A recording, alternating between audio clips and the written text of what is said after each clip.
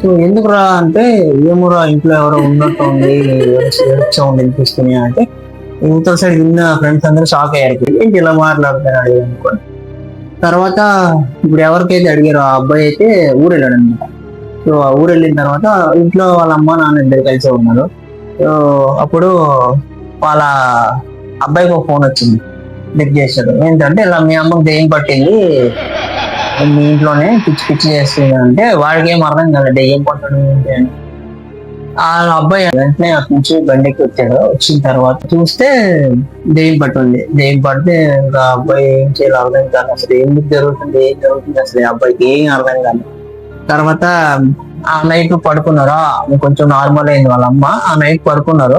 పడుకున్న తర్వాత ఏమైంది అంటే ఈ అబ్బాయికి ఎవరో పైన వచ్చి కూర్చున్నట్టు అనిపించింది. ఈ అబ్బాయి ఒక్కసారి లేచాడు అనమాట. లేచి ఏం అర్థం కావట్లే ఆయన.